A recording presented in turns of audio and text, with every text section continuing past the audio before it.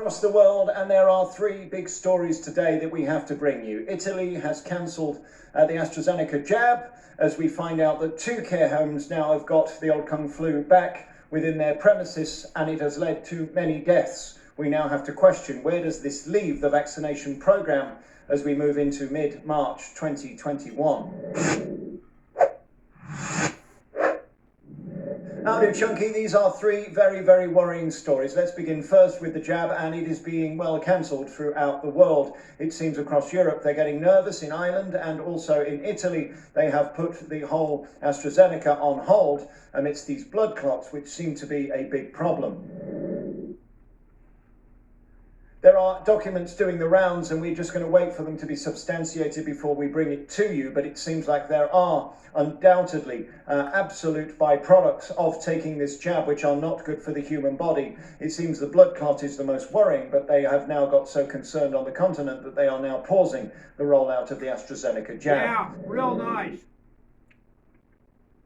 More concerning for me, though, is the fact that the whole thing has been undermined this weekend by 2 care homes now having an outbreak of the old Kung flu, which has led to many deaths, many hospitalizations. And we have to wonder, well, hang on, what is the point? We were told that if you'd had the jab, which both of these places had in January, presumably the Pfizer, not AstraZeneca, is that they were meant to be saved from death and saved from serious illness. That's what we were told, were we not? Right. Was the whole point of this not to save the NHS, to avoid things like care home people having to go into hospital, having got incredibly ill by the jab? We now find out that more senior citizens are incredibly ill after getting coronavirus. We were told that wouldn't be the case, let alone die, and we now see in 2 homes this is the case. 9 people passed away in Exmouth last week, and then we find out that another 5 in another care home, which is being investigated by the police.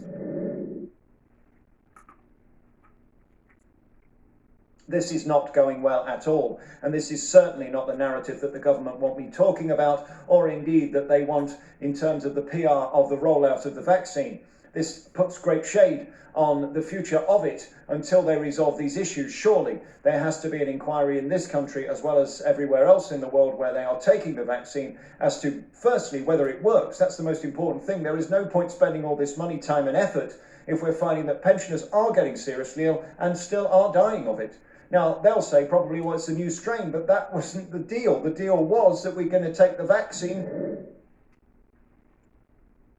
As we know, this is an illness that has killed people 82 on average. That is the average age outside of care homes, and 83, I believe, within care homes.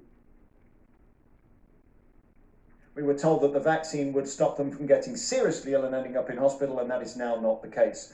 Meanwhile, on the continent, they are now pausing rollout of the vaccine because of health issues.